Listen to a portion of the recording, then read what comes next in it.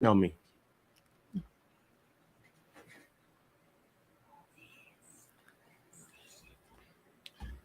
And we're back. I hope you guys enjoyed that taste of honest from our guest today, Karma. Give him a little camera time. Yeah. We were in here jamming it. It was so good. But yes, my name is Jaden. We are back with QTNA. Who is this? I'm Bella Bright. Okay, thank you. Slay. We are talking about slacktivism today. And I know it sounds made up, but I promise it's like even a like Merriam-Webster definition. So I'm going to give it to you guys. Actually, Bella, can you read it? No, I'll read it. I guess, guys. Sorry. Make up your mind, please. Thank you. I just remembered that Bella can't read, guys. I wasn't trying. I'm an English major. I wasn't trying to put her out there, so I volunteered to read it. Anyway, guys, What's that wow. other lady that can't read too? Leah Michelle. Leah Oh, Michelle. yeah, Rachel from Glee. I swear she really can't. Yeah, neither can you, but y'all. I really be reading sometimes. I used to read books. Okay. I My mean, text. green eggs and ham. We all read that growing up. Yeah. Okay, guys, I'm done. Let's get back to it. Slacktivism, guys. The definition of slacktivism is the practice of supporting a political or social cause by means such as social media or online petitions, characterized by involving very little effort or commitment. Now, in other words, that means when you feel like there's a cause that you care about or that the public is pushing, your form of protest, it would be online petitions, making a post, and that's pretty much it. And I feel like that's scraping the bottom of the barrel, guys. Come on now. You need to do more. If you care about it, you need to act like it. If you care about it, you need to act like it. And that's why we're having this conversation today, guys. Honestly, the inspiration from this personally came from the WGA strike. I feel like they're doing a great job of saying what they want, and I feel like they're getting their results. You know, that's what I said earlier. Did y'all hear that they're having a meeting with studios to discuss their demands and try to come to a compromise? And even like A24 already accepted all of their demands. They're seeing results because like we all know how valuable they are. They're just waiting until like I know the studios are trying to wait them out, but like And they can't wait them out forever. Because if A24, which we know A24 is producing for the high, people, high budget films. Like, I mean, I'm not gonna sit there and say like they're an independent film company. They are, but they're they're the hottest out here right now. You know what I'm saying? Every movie of theirs is topping sales, except for Barbie. But Barbie H, I love. I'm not gonna lie. But you know, A24, a studio like that, easily being able to appeal to these demands. That should show you right then and there that like these are not unattainable demands. You just don't want to give people the right to live. That's it. You just want to take away people's living. They don't want us here. Exactly. So shout out to everybody out there with their on the picket line with the WGA strike. Y'all are getting your results. And I want to shout y'all out because I feel like a lot of young people today wouldn't get out there and really protest for what they care about. Yeah. Just Karma. I follow you on Twitter and you go on rants a lot. So if y'all want to follow him, y'all go. It's some stuff on there.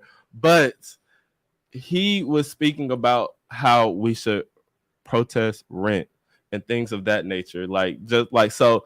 Are you feeling inspired by this protest? Well, honestly, every time it's landlord. I always feel that way. Like every first of the month, like I really want to think about it. Then it's the first of the month, and I'm like, we really need to start protesting rent. Like I don't want to pay this. And truth be told, like you see the rent increases in major cities and things like that. This is getting out of hand. Yeah, like it started as a little kiki funny, right? Like it was, but now it's serious. Like not this everything is too expensive. Like nobody can afford this. I'm really hoping to move out when I graduate, but like the way things are going, it's like I'm gonna live with my grandparents until forever. I'm telling you, like somebody needs to do something. Like there's nothing I can do now. I don't even make enough money to like, even if the prices were down, I still couldn't afford to move out. Paying, the price is gonna be at $0.99. Like, who's deciding how much it costs to move in somewhere? Like they just greedy. And that's what it's the market that decides the price of things, and that is so dumb because the market is not a real thing. Like you're comparing to other people. Yes, like and if somebody else is like, oh, I'm gonna raise it $300 just sat down and said, well, they charge this much, so let's charge more. Yeah. So it's so I hate it. So yes, it's a lot of problems and things that we have going on in this world. But my question that I want to say is, do you think that we as young people need to get out and really put our foot down and say what we want? Like, I had this conversation with my Uber driver. Side note, we were just talking about the age limit of congressmen and like all the people in politics and Mitch McConnell. Or how that one sitting senator, I think of what he was pooping on himself. Like pooping, like there's one living senator. It's the lady in the wheelchair. I don't know her name, but her daughter has power of attorney over her, meaning that she can't even make her own decisions. Your daughter's making, but she's making decisions for an entire state. Like, how are to people appeal to a country? Like they're not gonna survive to see the product of what they're voting for. Exactly. And like, I'm just supposed to live with it. You know, I said this back in 2020, and I got a lot of flack. I was in this conversation with the parents, with my friend's mom. Mm-hmm. She's like of older age, and I was like, you know, past the age of 60, I really don't see why you're sitting here making rules for a generation you're probably not going to get to see. Yeah. And you know, they were like, oh well, I'm almost 60, like that means that I can't run. And I'm like, no, but actually your life. I meant that. I think that like a lot of people don't really understand how old is, and I think I'm one of those people because my dad's 61 now, and he's not very old. Like he's living like he's 45 at least, like at early. But there are some old people that like so like there's a lot of range. You can't right. young. And I'm not saying that at the age of so and so you don't get to make decisions. Yeah, but like decisions that don't affect your age that group, affect the future. Yeah.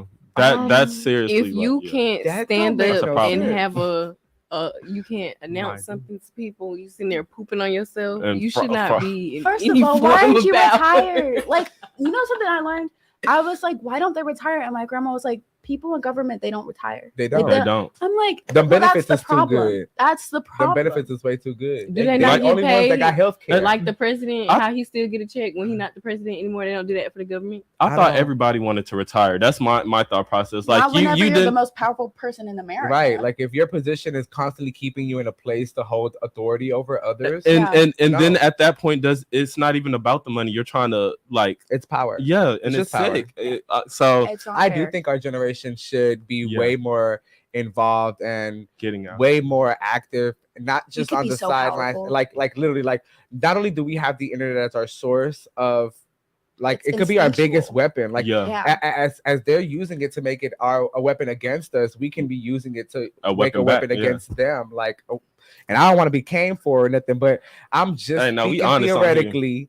The internet is one of the biggest. They're putting everything online. They want to make everything tech, so let's attack them in the best way that we know possible, and that they feel that we're out of hands with. Like they don't think that we can acquire enough information on the internet to attack them in that same aspect and use their same technology against them, use their same methods of misinformation spreading against them. Exactly. Like, you know, we got to do something. Everybody needs to get into tech. Yeah, but Black like people in tech. That's what I was inspired by the WGA strike. They're very unionized, very put together, and very community based. They know what they want, and they're on each other's team. We have to create a support group like that with each other, guys. Like seriously, I think that's what the main conversation is. But we need to protest how they do in France and just knock everything over instead of that's what I'm saying. France, like, we'd be done with it already. But you see how they acted when we rioted. So I don't know. Like I'm scared to get shot. I will bring that counterpoint up. Like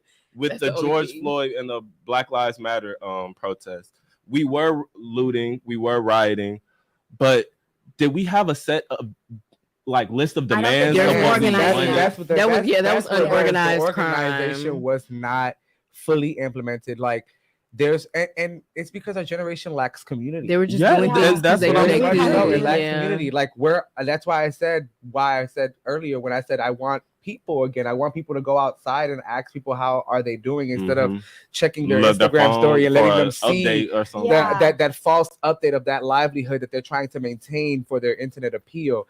It's deeper than that. We're deeper than that, but we need to allow ourselves to remember that. Yeah, exactly. Unplug. I really think that like our generation could be so powerful. We're just not taking advantage of it, and I don't want to wait until it's too late because like I still have to live a life, y'all. I'm trying to make it to 100, so we need to do something, please. Everybody should just do shrooms one day and see what happens. Like everybody in the world.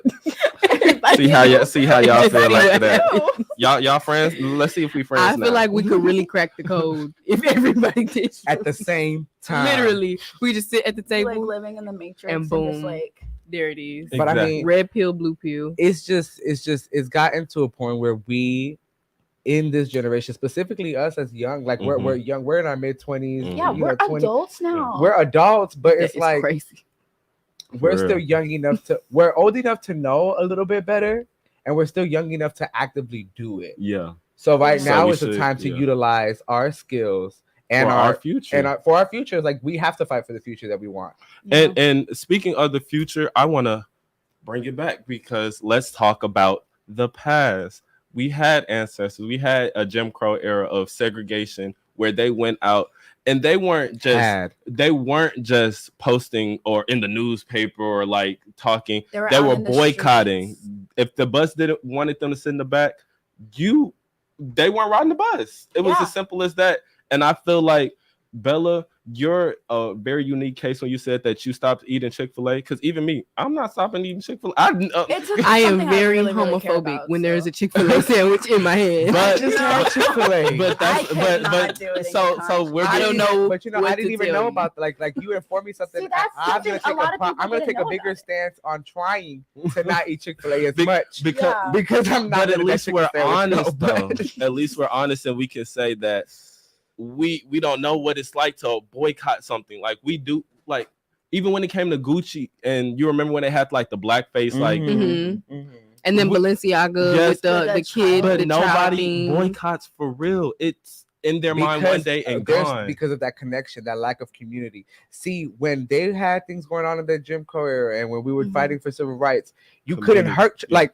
You just heard Cece from down the street. I'm not talking to you no more because why would you do that to her knowing that all she do is feed the kids, play with them? There's no community, like there's no sense. I feel like that also has something to do with like how materialistic everybody is. Right. They're not finna stop shopping at Gucci and Balenciaga. They got points to prove. Consumerism. That's what they're. It's over consume. There's too much to consume. I love y'all points. Y'all doing great. We're having a great conversation here on QTNA, where we have so much more to talk about when we get back.